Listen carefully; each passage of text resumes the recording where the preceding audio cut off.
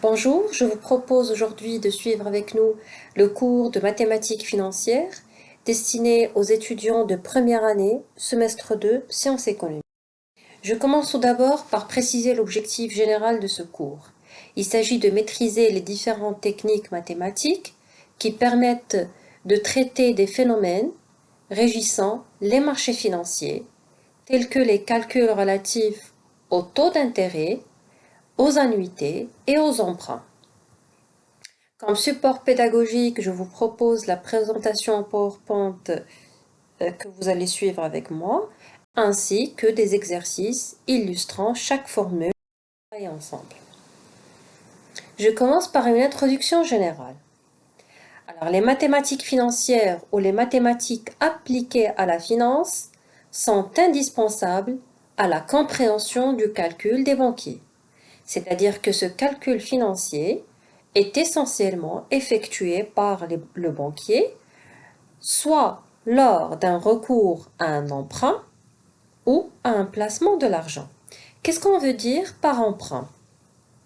Lorsqu'on a par exemple une personne physique, c'est-à-dire un particulier, ou une personne morale, c'est-à-dire une entreprise, qui sont en situation de besoin d'argent.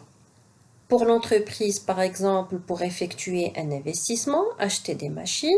Pour le particulier, ça peut être, par exemple, pour effectuer des achats. Alors, ces personnes en situation de besoin d'argent, ils peuvent contracter un emprunt, c'est-à-dire demander à leur banquier de leur donner un crédit. D'accord? Bien sûr, cet emprunt, c'est-à-dire ce service, doit être rémunéré et cette rémunération s'appelle l'intérêt. Le deuxième cas, lorsqu'on est en situation de placement d'argent, ça veut dire qu'on a une certaine somme, une liquidité comme surplus qui est disponible, donc il serait intéressant de la déposer dans un compte qui va rapporter de l'argent, c'est-à-dire qui va rémunérer ce placement à travers des intérêts. Ces comptes, on peut avoir soit un compte sur carnet, soit on peut également parler d'un compte d'épargne généralement. Alors le but de ce cours est de présenter les calculs mathématiques les plus liés aux pratiques financières courantes. Alors avant de vous présenter le plan détaillé de notre cours, je commencerai par des généralités pour mieux comprendre la terminologie de base de ce module. Alors, déjà, qu'est-ce qu'un intérêt? L'intérêt, c'est le prix payé par l'emprunteur au prêteur. L'emprunteur, c'est qui? C'est la personne qui a contracté le crédit, c'est-à-dire la personne qui a pris de l'argent, qui a demandé le crédit. Le prêteur, c'est le banquier, c'est celui qui donne la somme d'argent à son client. Alors l'intérêt, comme on a dit, c'est le prix payé par l'emprunteur au prêteur pour utiliser un capital pendant une durée donnée. Alors le schéma illustre la situation. Nous avons d'un côté le prêteur qui est en situation de surplus d'argent, qui va prêter cette somme à un emprunteur qui est en situation de besoin d'argent. Alors cet emprunteur, il va bien sûr dépenser cet argent parce qu'il a contracté le crédit pour effectuer ses achats ou bien ses investissements dans le cadre d'une personne morale. Et bien sûr, pour le prêteur, ça va constituer un revenu. Pourquoi un revenu? Parce que l'emprunteur, lorsqu'il va rendre cet argent, il va restituer la somme d'argent initiale qu'il a emprunté plus les intérêts, c'est-à-dire plus la rémunération du service. Et donc on dit que l'intérêt, c'est le loyer de la somme prêtée. Il s'agit d'une dépense pour l'emprunteur et bien sûr d'un revenu pour le prêteur. Alors on prête ces unités monétaires pour une durée déterminée D. Au bout de la durée fixée, l'emprunteur rembourse au prêteur une somme S. C'est la valeur qu'il va rendre à la fin de la période D. Et dans ce cas, l'intérêt, vous l'avez bien compris, ça sera la différence entre la somme rendue à la fin de la période moins le capital initial qui a été. On va parler maintenant des éléments qui font varier l'intérêt. Alors l'intérêt est variable selon la loi de l'offre et de la demande, du montant du prêt, de la durée et du taux d'intérêt, ou encore du degré de confiance que les prêteurs accordent aux emprunteurs. L'habitude, bien sûr, est d'exprimer le taux d'intérêt en pourcentage pour la période, que ce soit l'année, le semestre ou le trimestre considéré. Alors on dit T% d'un nombre s'obtient en multipliant ce nombre, bien sûr, par T divisé par 100. Je passe maintenant à la deuxième notion qu'on va voir ensemble, à savoir le taux d'intérêt. Alors, pour pouvoir effectuer des comparaisons, il est courant que l'intérêt s'exprime par une valeur de base qu'on va appeler taux d'intérêt. Ce taux d'intérêt qu'on va noter I ou T quand vous voulez, c'est l'intérêt rapporté par une unité monétaire placée pendant une unité de temps qui est la période. Notons I qui est l'intérêt rapporté par un capital C placé pendant une période et dans ce cas, nous aurons l'intérêt qui sera égal à C, le capital placé pendant la période, fois le taux d'intérêt. Le taux d'intérêt annuel, c'est celui produit par un capital placé pendant une année. On donne un exemple. Après avoir placé 100 dirhams pendant une année, on récupère par exemple 113 dirhams.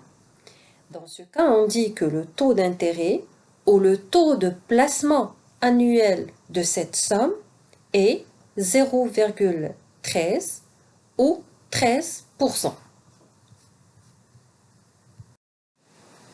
Autrement dit, pour chaque 100 dirhams placés pendant une année, on va recevoir 13 dirhams d'intérêt. On doit distinguer à ce niveau entre deux types d'intérêt. Vous avez l'intérêt simple, qui est généralement utilisé pour les placements à court terme, c'est-à-dire inférieurs à un an. Si le placement a été effectué pendant une durée supérieure à une année, dans ce cas, on parle d'un placement à moyen et long terme et l'intérêt qui sera appliqué, c'est l'intérêt composé. Ce qu'il faudra savoir jusqu'à présent, c'est que ces deux types d'intérêt, que ce soit l'intérêt simple ou l'intérêt composé, se calculent bien sûr sur les mêmes bases, c'est-à-dire les mêmes variables, à savoir le montant du capital, la durée et le taux d'intérêt. Mais ce qui va varier entre les deux, c'est la méthode de calcul, bien sûr, qui sera différente par rapport à ces deux types d'intérêts. Pour la suite de notre raisonnement, on va utiliser les symboles mathématiques suivants. On va nommer CT le montant du capital à l'instant T. I majuscule, ça sera le montant de l'intérêt. I minuscule, ça sera le taux d'intérêt. Et le N, ça sera le nombre de la période de placement, c'est-à-dire la durée. Troisième notion qu'on va voir ensemble, je rappelle toujours dans cette introduction, c'est la valeur nominale. Qu'est-ce que la valeur nominale? La valeur nominale d'un capital est celle retenue à une date déterminée, choisie comme origine des temps. Cette valeur doit obligatoirement être associée à une date d'origine T0. Je m'explique. Lorsque, par exemple, j'ai un surplus d'argent, c'est-à-dire une liquidité et je veux la placer dans un compte d'épargne. Donc, ce montant que je vais placer à l'instant T0, d'accord, ça sera appelé la valeur nominale du capital, d'accord. Le deuxième cas, lorsque je suis en situation de besoin d'argent et j'emprunte, je contracte un crédit, le montant qui m'a été prêté par le banquier, ça sera appelé la valeur nominale du capital, c'est-à-dire le montant initial associé à l'instant T0. La quatrième notion qu'on va voir, c'est la valeur acquise. Qu'est-ce qu'une valeur acquise? La valeur acquise par un capital, c'est la valeur nominale augmentée des intérêts acquis pendant le temps couru au-delà de la date choisie comme origine des temps. Regardez avec moi sur l'axe de temps. Nous avons à gauche T0 et vous avez le montant qu'on va nommer X. X, c'est la valeur nominale, c'est ce qu'on a expliqué juste précédemment. Donc, cette valeur nominale, comme j'ai expliqué, c'est par exemple le montant que j'ai placé à l'instant T0, le capital initial. Après une certaine période, c'est-à-dire en T1, on va recevoir Y qui est la valeur acquise.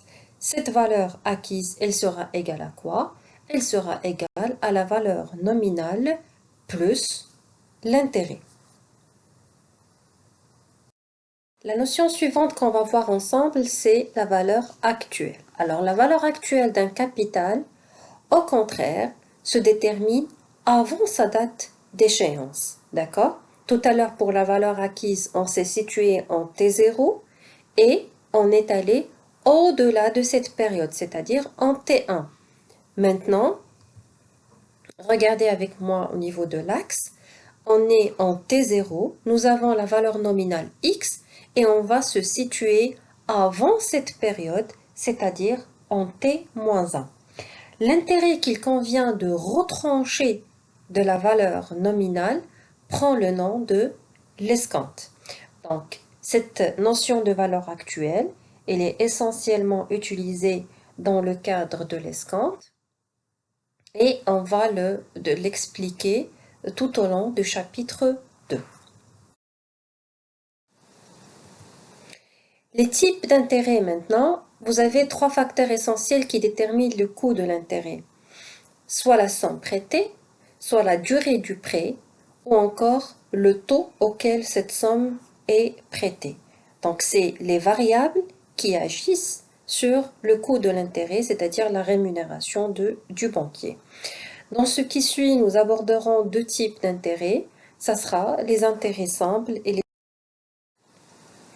Donc, c'est à ce moment que je vous annonce le plan détaillé de notre cours.